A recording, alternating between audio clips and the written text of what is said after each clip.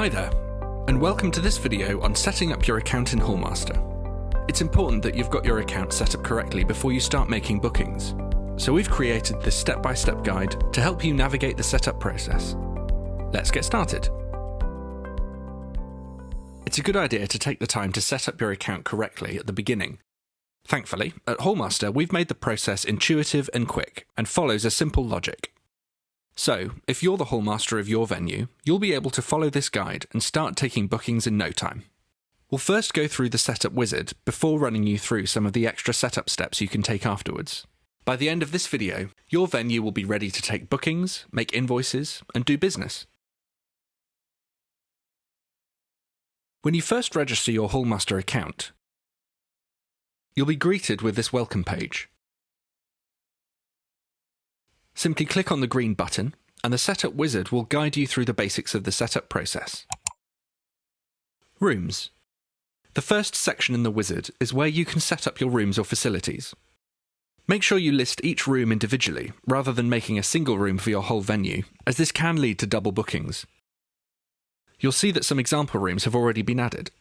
You can either keep these, change them, or delete them and add your own. We're going to delete these using the red dustbin icon and add our own meeting room.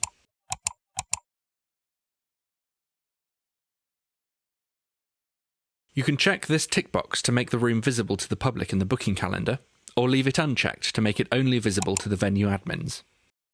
You can also check this tick box to allow customers to book this room. Add any other rooms associated with your venue.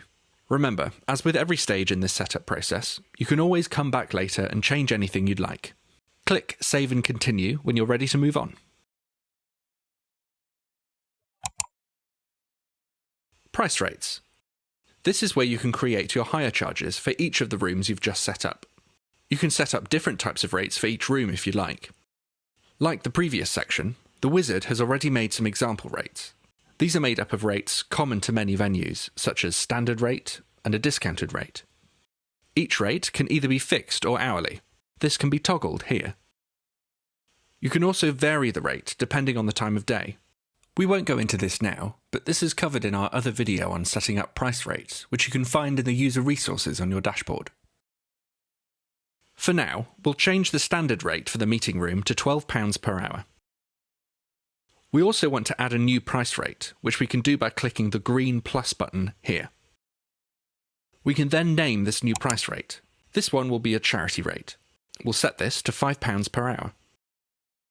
Now, whenever a booking is made and the charity rate is selected, the booking will automatically charge the customer this charity rate. We'll do the same for all the other rooms here. Click Save and Continue when you're ready to move on. Booking types. This next stage is where you add your booking types. Again, for a more detailed look at what booking types are, check out the resources that are available on your dashboard for more helpful videos and documents. In short, booking types are ways of classifying the different kinds of activities that happen in your venue. Once set up, you can link your booking types to a price rate and assign them to your customers. This can be useful when creating reports, for example, to see things like which kind of events generate the most income. Again, as in the previous sections, the wizard has generated some example booking types. You can either use these or replace them with your own if you wish. We'll keep the ones that are already here, but add one of our own. Click Save and Continue when you're ready to move on.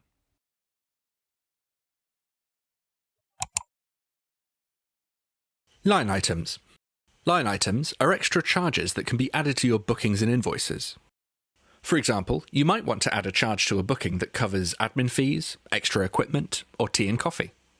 Again, you'll see that some default line items have already been added by the wizard. Keep, change, or remove these as you wish. You can create a line item group, under which the individual line items related to that group will be available to add to your bookings and invoices. For example, you can see here under the Extra Items group heading, we have charges covering tea and coffee, table and chairs, and audio equipment.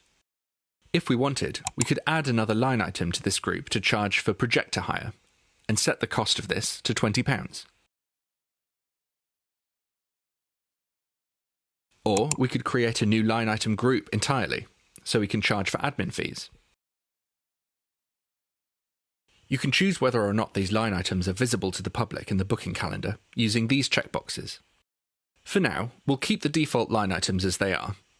When you're ready, you can click on Save and Continue. Administrators. The next stage of the setup process deals with assigning your venue admin roles. Here, you can add or remove administrators. As with the previous sections, the wizard has already created an admin based on the details of whoever set up this account. You can change this later if you wish. To add a new administrator, simply click on the green plus icon. You can then add their details. All you need is their name and email address.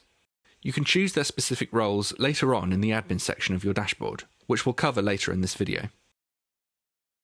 To send an email invite to the new admin, check this box. If you'd like to provide read-only access to an admin, you can check the box here. This will mean that this admin can only view information and not make any changes to the venue details, bookings, or invoices. We won't be adding any new admins right now, so we'll delete this example. Once you're done, click the Save and Continue button. Optional extras. The next and final stage of the setup wizard is the Optional Extras section. These are all some recommended extra steps you can take that can help you get the most out of your Hallmaster account. You can either do these now or leave them for another time. You can always come back to these steps later from your dashboard. Here, you can set up your venue's terms and conditions if you'd like your customers to accept these before making a booking. Here, you can make it a necessity for your customers to provide their email address. Checking this box will add a field in your venue's booking form, which will require customers to add the number of people who will be attending their event.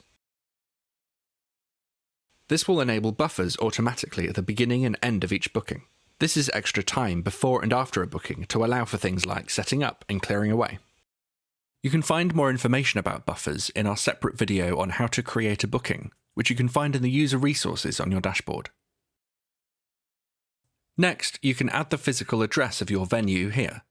This will appear at the top of various correspondence with your customers, such as invoices, receipts, and statements. And finally, you can add fixed time slots to your venue's available booking times. These are for venues who want to restrict when customers can book by making specific time slots when bookings are allowed to be made.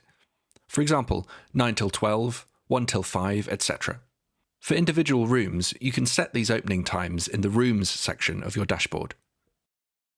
Remember, you can change any of the information you've just entered during the setup wizard by navigating the dashboard. When you've entered all the information you'd like to enter, click on Save and Continue. And that's it. You're now ready to start entering your bookings. To finish off, let's walk through how to make your first booking, which includes entering the details for your first customer. After this, you'll be ready to go. Click on Create a Booking in the Next Steps box. First, select which room this booking is for. This example will be in the meeting room. Then, you need to type in the event name. Add a start and end date and time, and select whether or not this will be a recurring booking. This essentially means whether this will be a booking that happens at regular times every week or month, etc. We go into more detail on recurring bookings in our How to Create a Recurring Booking video, which you can find on your dashboard, so we won't go into that for now. Next, you'll need to enter which customer this booking is for. Because we haven't created a customer yet, now is a good time to do so. You can add customers via the dashboard, however you can also do it here quickly and easily without leaving this booking. Simply click on this Add Customer icon. Then fill in this short form to add a customer. Simply type in their name, email address, and their telephone number. Next, add the address of this customer.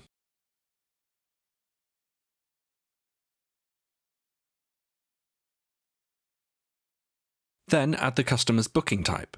These are the type of bookings that this customer tends to make and helps you to charge them correctly.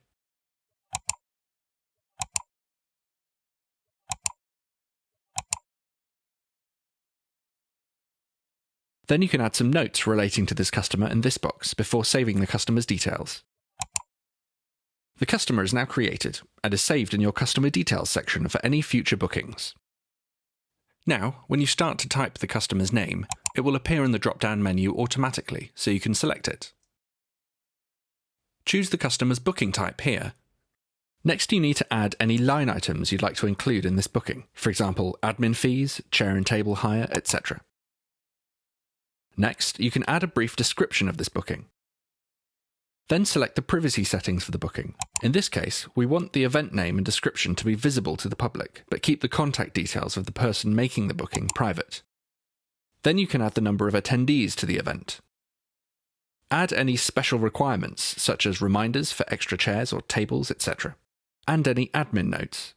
These are private notes which won't be visible to the public, so the customer for this booking will not see this. This is the booking status box. This is where you indicate whether this booking has already been confirmed, requested, or if it's cancelled.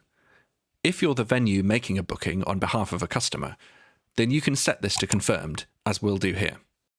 Next is the ad hoc text box. Here, you can add any extra text you'd like to appear at the end of the booking email sent to the customer. For more information on this, see our video on creating a single booking, which you can find on your Hallmaster dashboard. Once you're done, you can either click the Save and Email Booking button, which will email the booking details and confirmation to the customer automatically, or simply click the Save button.